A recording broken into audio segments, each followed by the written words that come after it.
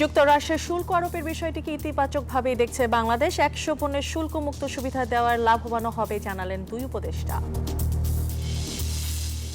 নারায়ণগঞ্জে ইপিজেডে বিনিয়োগে আগ্রহী বিদেশি উদ্যোক্তারা, কারখানা বসাতে প্লট নিল সুইডিশ কোম্পানি, আস্থা ফিরছে বলছে প্রেস উইং। অনুরোধ জানানো দেশগুলোর সঙ্গে শিগগিরই আলোচনা জানালেন ট্রাম্প। চীনের পণ্যে আরো ৫০% শুল্কের হুমকি।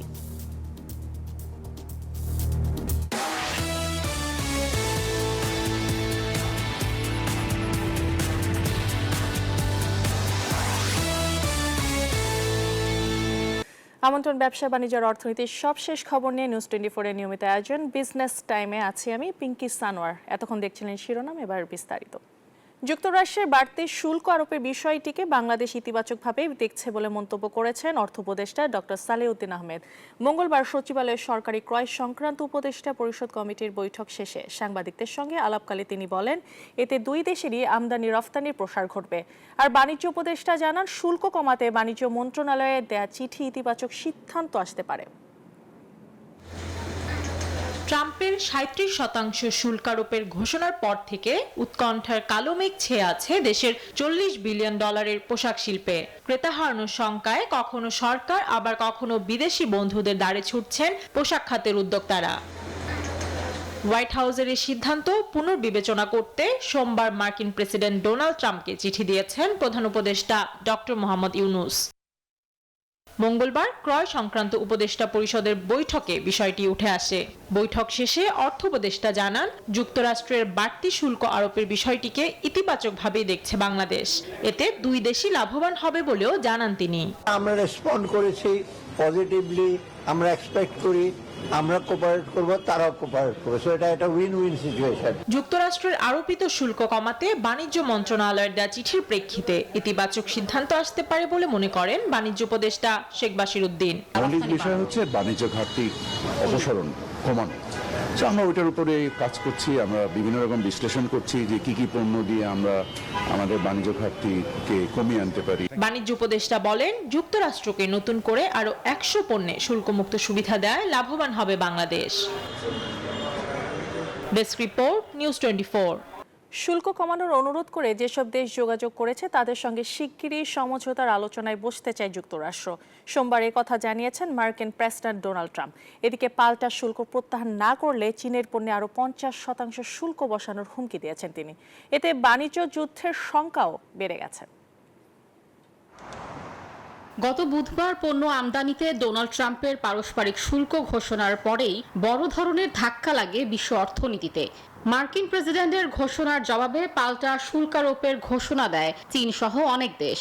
তবে এরই মধ্যে অর্ধ শতাধিক দেশ হোয়াইট হাউসের সঙ্গে বাণিজ্য আলোচনায় বসতে যোগাযোগ করেছে। এর জেরে শেষ পর্যন্ত ইতিবাচক বার্তা দিলেন ট্রাম্প। সোমবার ট্রুথ সোশ্যালে এক পোস্টে তিনি জানান, যেসব দেশ যুক্তরাষ্ট্রের সঙ্গে বৈঠকের অনুরোধ করেছে তাদের সাথে দ্রুতই শুরু হবে সমঝোতার আলোচনা।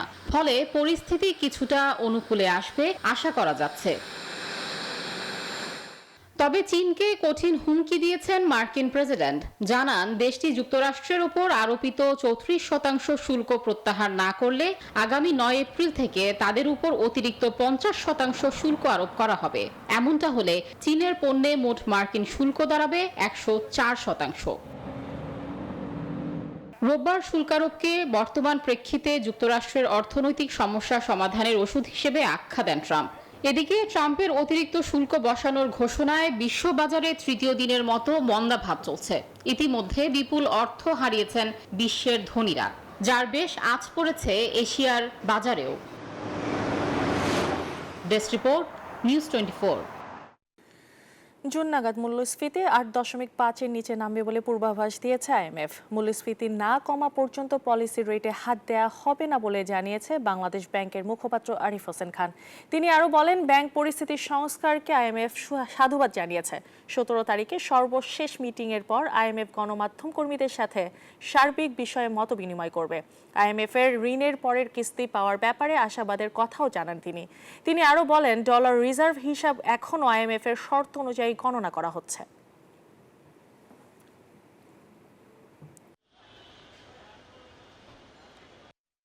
পলিসি রেটটাকে আমরা আবার যাতে একটু রিভিজিট করি এই বিষয়ে আমাদেরকে মানে তার প্রস্তাবনা তুলে সেই বিষয়ে গভর্নর স্যার বলেন যে বাই জুন বা জুনের অব্যবহিত পরে যদি আমাদের ইনফ্লেশনটা কাঙ্ক্ষিত মাত্রায় না নেমে আসে আমরা ওইখানে আপাতত হাত দিব না। আমাদের ইনফ্লেশনটা জুন বা জুন পরবর্তীতে কোথায় যে দাঁড়াবে এইভাবে একটা প্রজেকশন IMF নিজেও করেছে, সেটা 8 to 8.34 এর মধ্যে আছে। পরিবেশ পরিস্থিতি অনুকূলে থাকায় বাংলাদেশে নতুন করে বিনিয়োগে আগ্রহ দেখাচ্ছেন বিদেশি বিনিয়োগকারীরা। এরই ধারাবাহিকতায় নারায়ণগঞ্জের 2500 অর্থনৈতিক অঞ্চলে কারখানা স্থাপন করতে যাচ্ছে সুইডিশ কোম্পানি নির্লন বাংলাদেশ। এ সংক্রান্ত সমঝোতা স্মারক সই হয়েছে। প্রধান উপদেষ্টার প্রেস উইং বলছে বিনিয়োগে আস্থা ফেরাতে সক্ষম হয়েছে অন্তর্বর্তী সরকার। নারায়ণগঞ্জ ঘুরে এসে আরও জানাচ্ছেন রিয়াজ সুমন। বিনিয়োগ সম্মেলন ঘিরে উন্নয়নের হাওয়া লাগতে শুরু করেছে দেশে। মঙ্গলবার নারায়ণগঞ্জের 2500-এ জাপানের সহায়তায় গড়ে ওঠা বাংলাদেশ স্পেশাল ইকোনমিক জোন ঘুরে দেখেন বিদেশি বিনিয়োগকারীরা। সেখানে জাপানিদের কাছ থেকে শোনেন বিনিয়োগের অভিজ্ঞতা।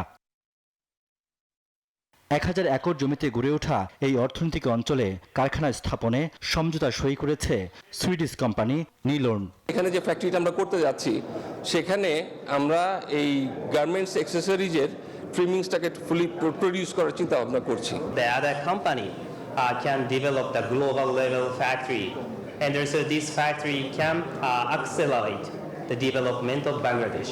এই সফরের মাধ্যমে সরাসরি মাঠ পর্যায়ে সম্ভাবনা যাচাই করার সুযোগ তৈরি হয়েছে বলে মনে করেন বিনিয়োগকারী ও সংশ্লিষ্টরা। আপনারা তো সচক্ষে দেখলেন যে সিঙ্গার বেকো তারা এসেছেন এবং তারা কি সুন্দরভাবে প্রোডাকশনে গিয়েছেন। আমাদের এই ইকোনমিক জোনে আপনারা সবাই আসেন, আমরা আপনাদের ওয়েলকাম জানাই। We have invested almost $78 million in the first phase, and we have started manufacturing, and we are the first one to start manufacturing the beezes, and we plan to grow, and we plan to invest further as the country grows, and we will be there to support the economy. আমাদের বাংলাদেশ এখন তাদের একটা marvellous choice থাকবে বাংলাদেশে invest করার জন্য, কারণ বাংলাদেশের ম্যান পাওয়ার, ইকোনমিক পলিসি একটা স্ট্যান্ডার্ডাইজেশনের মধ্যে আছে। এ সময় প্রধান উপদেষ্টার প্রেস উইং জানায় দেশে এখন বিনিয়োগের অবারিত সুযোগ। এই অর্থনৈতিক অঞ্চলে ইতিমধ্যে 200 মিলিয়ন বিনিয়োগ এসেছে। দুর্নীতির বিস্তার থাকার কারণে বিনিয়োগকারীরা অনেক সময় নিরুৎসাহিত হতেন। বর্তমান অন্তর্বর্তীকালীন সরকার দুর্নীতির বিরুদ্ধে কাজ করছে। একজন বিনিয়োগকারী এখানে বাংলাদেশে এসে বিনিয়োগ করলে তিনি যাতে তার বিনিয়োগের সুফলটা ঘরে নিতে পারেন, পাশাপাশি বাংলাদেশে যাতে উপকৃত হতে পারে এই জন্য প্রয়োজনীয় যা যা সাপোর্ট সেগুলো নিশ্চিত করার জন্য সরকার কাজ করছে। বাংলাদেশ স্পেশাল ইকোনমিক জোন পুরোপুরি চালু হলে এখানেই 1 লাখ মানুষের কর্মসংস্থান সৃষ্টি হবে। বিনিয়োগ সম্মেলনের মধ্য দিয়ে বৈশ্বিক বিনিয়োগকারীদের আতিথেয়তা জানাচ্ছে বাংলাদেশ। একই সঙ্গে বিশ্ব মঞ্চে তুলে ধরা হচ্ছে দেশের বিকাশমান বিনিয়োগ পরিবেশ। দাপ্তরিক ভোগান্তি দূর করার পাশাপাশি জ্বালানি সংকট সমাধান করে বিনিয়োগকারীদের আকৃষ্ট করতে নেওয়া হচ্ছে নানা উদ্যোগ। এর ফলে বড় ধরনের বিনিয়োগ আসবে বলে প্রত্যাশা সরকারের। Riaz Sumon, news 24, Bangladesh special economic zone, 2500, Narayanganj. 4টি খাতে প্রয়োজনীয় সংস্কারের মাধ্যমে উল্লেখযোগ্য বিনিয়োগ আকর্ষণ করতে পারে বাংলাদেশ। তৈরি হতে পারে লক্ষাধিক কর্মসংস্থান। বাংলাদেশ ইনভেস্টমেন্ট সামিট 2025-এ প্রকাশিত বিশ্ব ব্যাংক গ্রুপের প্রতিবেদনে জানানো হয় এসব তথ্য। এদিকে 54তম দেশ হিসেবে মার্কিন মহাকাশ গবেষণা প্রতিষ্ঠান নাসার সাথে স্পেস এক্সপ্লোরেশন যুক্ত হয়েছে বাংলাদেশ। সামিটের দ্বিতীয় দিনে গ্যাস ও বিদ্যুতের সংকট সমাধানে সরকারের পরিকল্পনা স্পষ্ট করার কথাও বলে বিনিয়োগ কর্তৃপক্ষ বিডা। বাংলাদেশ ইনভেস্টমেন্ট সামিট 2025-এর দ্বিতীয় দিন মঙ্গলবার দিনভর আন্তর্জাতিক বিভিন্ন সংস্থার সাথে চুক্তি ও বৈঠক হয় বাংলাদেশের। দুপুরে ঢাকার হোটেল ইন্টারকন্টিনেন্টালে মার্কিন মহাকাশ গবেষণা সংস্থা নাসার সাথে চুক্তি করে বাংলাদেশ। বিকালে বৈঠক হয় বিশ্ব ব্যাংক গ্রুপের সাথে। সামিটের দ্বিতীয় দিনের বিস্তারিত জানাতে বিকেলে সংবাদ সম্মেলনের আয়োজন করে বাংলাদেশ বিনিয়োগ উন্নয়ন কর্তৃপক্ষ বিডা। এ সময় সংস্থাটির নির্বাহী চেয়ারম্যান জানান 54তম দেশ হিসেবে মার্কিন মহাকাশ গবেষণা প্রতিষ্ঠান নাসার সাথে স্পেস এক্সপ্লোরেশনে যুক্ত হয়েছে বাংলাদেশ, যার ফল পেতে অপেক্ষা করতে হবে দীর্ঘ সময়। আমরা নাসার সাথে এবং বাকি 53টা দেশের সাথে একসাথে স্পেস এক্সপ্লোরেশনে কোলাবোরেট করব, আমরা একসাথে কাজ করব। সো এখন আমাদের যে স্পেস এজেন্সি আছে তারা নাসার সাথে একসাথে কাজ করবে। নাসা অলরেডি বেশ কিছু বাংলাদেশি বিজ্ঞানী কাজ করে, বাট আমরা এই কোলাবোরেটিভ এফোর্টের মাধ্যমে হোপফুলি আজ থেকে 10, 15, 20 বছর পরে বাংলাদেশ স্পেসে একটা পজিশন নিতে পারবে। আমাদের স্পেস সায়েন্সের ব্যাপারে আমাদের একটা ডেভেলপমেন্ট হবে। এদিকে তৈরি পোশাক, আবাসন, রংজাতীয় পদার্থ ও ডিজিটাল আর্থিক পরিষেবা খাতে প্রয়োজনীয় সংস্কারের পরামর্শ দিয়েছে বিশ্বব্যাংক গ্রুপ। বলছে এর ফলে দেশে কর্মসংস্থানের সুযোগ হবে লক্ষাধিক মানুষের। ওনারা 4টা সেক্টর সিলেক্ট করেছেন যে 4টা সেক্টরের পটেনশিয়াল আছে, কিন্তু এই 4টা সেক্টরের পটেনশিয়ালকে ফুললি রিয়েলাইজ করতে হলে সরকারকে ইন্টারভিন করতে হবে, তা না হলে আসলে ফুললি রিয়েলাইজেশন হবে না। তো ওই জন্যই ওনারা রিপোর্টটা চালু করেছেন, যেখানে ওনারা প্রাইভেট সেক্টরের সাথে কথা বলেছেন, অনেক মানুষের সাথে কথা বলে একটা ফাইনাল রিপোর্ট দিয়েছেন সরকারের কি কি করা উচিত। তো আমরা সেই রেকমেন্ডেশন গুলো নিয়ে এবং প্রাইভেট সেক্টরকে নিয়ে আজকে বসেছিলাম যে আমরা সামনে আসলে আগামী 6, 12, 18 মাসে কিভাবে এই এক্সারসাইজ গুলা করে আমরা এই সেক্টর গুলাকে বুস্ট করতে পারি। বিদ্যমান পরিস্থিতিতে উৎপাদনে বাধা হিসেবে গ্যাস ও বিদ্যুৎ সমস্যা সমাধানে দ্রুত পদক্ষেপ নেওয়ার তাগিদও দেন বিডা প্রধান। আমাদের আসলে একটা ন্যাশনাল এনার্জি স্ট্র্যাটেজি থাকা দরকার। আমাদের যে কি প্ল্যান, আমরা আসলে আগামী 3 থেকে 5 বছর আমাদের যে গ্যাসের ঘাটতি আছে সেটাকে আমরা কিভাবে সেই ঘাটতিটা থেকে সরে আসবো, সেই ঘাটতিটা কিভাবে আমরা ব্যাকফিল করব, সেই ব্যাপারে আমাদের সরকারের কি প্ল্যান, এই প্ল্যানটাকে খুব ক্লিয়ার কাট রোডম্যাপ হিসেবে আসলে আমাদের পাবলিশ করা উচিত সরকার হিসেবে। এদিকে উন্নয়ন সহযোগী প্রতিষ্ঠানগুলো থেকে শুধু ডলার নয় বরং অন্যান্য মুদ্রায়ও ঋণ সহায়তা নিতে বাংলাদেশ আগ্রহী বলে জানান বিডা চেয়ারম্যান। বাংলাদেশে প্রায় ওয়ালিদ সাকিব, নিউজ 24, ঢাকা। গত 2 কার্যদিবসের মতো আজও সূচকের মিশ্রাবস্থায় লেনদেন শেষ হয়েছে দেশের প্রধান পুঁজিবাজার ঢাকা স্টক এক্সচেঞ্জে।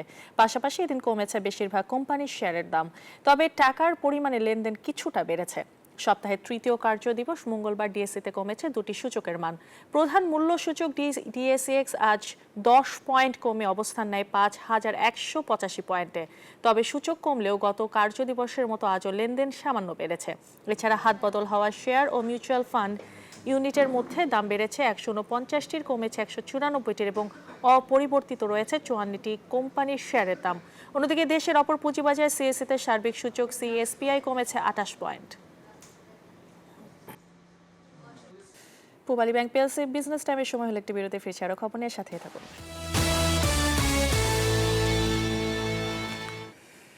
বিরতি পরে আবারও স্বাগত জানাচ্ছি পূবালী ব্যাংক পিএলসি বিজনেস টাইমে। মাত্র 3 দিনে 5টি বিমান বোঝাই আইফোন ভারত থেকে যুক্তরাষ্ট্রে নিয়ে গেছে মার্কিন বহুজাতিক প্রযুক্তি কোম্পানি অ্যাপল। ডোনাল্ড ট্রাম্পের আরোপিত শুল্ক এড়াতেই জরুরি ভিত্তিতে পদক্ষেপ নেওয়া হয়েছে বলে মনে করা হচ্ছে। তবে শুধু ভারত থেকেই নয়, চীনা কারখানাগুলি থেকেও জরুরি ভিত্তিতে পণ্য নিয়ে যাওয়া হয়েছে যুক্তরাষ্ট্রে। যুক্তরাষ্ট্রে আমদানি হওয়া বিদেশি পণ্যের উপর পারস্পরিক শুল্ক বসিয়েছেন মার্কিন প্রেসিডেন্ট ডোনাল্ড ট্রাম্প। 5 এপ্রিল থেকে 10% শুল্ক কার্যকর হয়ে গেছে। এমন আবহেই ভারতের কারখানা থেকে তড়িঘড়ি করে 5টি বিমান বোঝাই আইফোন যুক্তরাষ্ট্রে নিয়ে গেছে মার্কিন বহুজাতিক প্রযুক্তি কোম্পানি অ্যাপল। মার্চের শেষ সপ্তাহে মাত্র 3 দিনের মধ্যে এই কার্যক্রম চালানো হয়। মনে করা হচ্ছে ট্রাম্পের আরোপিত শুল্ক এড়াতেই জরুরি ভিত্তিতে এই পদক্ষেপ নেওয়া হয়েছে। এখানেই শেষ নয়, ভারতের পাশাপাশি চীনের কারখানাগুলো থেকেও জরুরি ভিত্তিতে যুক্তরাষ্ট্রে পণ্য নিয়ে যাওয়া হয়েছে। তবে অ্যাপল একসঙ্গে এত আইফোন যুক্তরাষ্ট্রে নিয়ে যাওয়ায় আপাতত স্বস্তিতে থাকতে পারবেন আইফোন ব্যবহারকারীরা। শুল্ক বিতর্কের আবহে প্রাপ্ত যোগান থাকায় এখনই দাম বাড়ছে না অ্যাপল ফোনের। যদিও বিভিন্ন দেশের কারখানাগুলি থেকে পণ্য যুক্তরাষ্ট্রে নিয়ে যাওয়ায় সামগ্রিকভাবে পণ্যের দামের উপর কি প্রভাব ফেলবে তা এখনও স্পষ্ট করেনি প্রযুক্তি প্রতিষ্ঠানটি। আসমাতুলি, নিউজ 24। ইসরায়েলিদের গাজা দখলের প্রতিবাদে এবার পণ্য বয়কটের ডাক দিয়েছে বিভিন্ন দেশের আন্দোলনকারীরা। বয়কটের মুখে পড়ে বিক্রি কমে গেছে একসময় জনপ্রিয় পানীয় কোকাকোলার। বাংলাদেশে কোকাকোলার পরিবর্তে মানুষ খুঁজে নিয়েছে বিভিন্ন পানীয়। এছাড়া গাজায় ইসরায়েলের হামলাকে কেন্দ্র করে বয়কটের ডাকে বিখ্যাত ফাস্টফুড চেইন ম্যাকডোনাল্ডস এখন লোকসানের মুখে। দখলদার ইসরায়েল ও তার বর্বরতার সঙ্গী যুক্তরাষ্ট্রের বিরুদ্ধে এবার বাণিজ্য যুদ্ধে নামল বিভিন্ন মুসলিম দেশ। পণ্য আমদানি বন্ধের ঘোষণার পাশাপাশি ইহুদি মালিকানায় থাকা বিভিন্ন কোম্পানির বয়কটের ডাক দেন তারা। যেসব দেশে রাজনৈতিকভাবে প্রতিবাদ করা কঠিন, সেখানে পণ্য বয়কটের ডাক হয়ে উঠেছে নীরব প্রতিবাদ। জনরোষের মুখে পশ্চিমা অনেক ব্র্যান্ডের জায়গায় স্থান করে নিয়েছে স্থানীয় পণ্য, যার ফলে ক্ষতির মুখে পড়ছে আন্তর্জাতিক কোম্পানিগুলো। ফ্রান্সের রাজধানী প্যারিসে চলছে ক্ষোভ বিক্ষোভ। ইসরায়েলি সৈন্যকে বিনামূল্যে খাবার দেওয়ার অভিযোগে জনরোষে ম্যাকডোনাল্ডস পড়েছেন জনতার ক্ষোভে। ক্ষোভের মুখে স্টারবাকসের মতো মার্কিন কোম্পানিও। বয়কটের মুখে পড়ে বিক্রি কমে গেছে এক সময়ে জনপ্রিয় পানীয় কোকাকোলার। অনেক দেশে কোকাকোলার পরিবর্তে মানুষ খুঁজে নিয়েছে বিভিন্ন পানীয়। বয়কটের ডাকে বিখ্যাত ফাস্ট ফুড চেইন ম্যাকডোনাল্ডস এখন লোকসানের মুখে। বয়কটের প্রভাবে মরক্কোতে স্থায়ীভাবে বন্ধের কথা তুলেছে জনপ্রিয় American chain coffee shop Starbucks. শেষ পর্যন্ত এই বয়কট কেবল অর্থনৈতিক আঘাত নয়, এটি হয়ে উঠেছে একটি রাজনৈতিক বার্তা। বিশ্বের ভোক্তা সমাজ আজ আর নীরব দর্শক নয়, তারা এখন প্রতিবাদী কণ্ঠ, হাতিয়ার তাদের কেনাকাটার তালিকায়।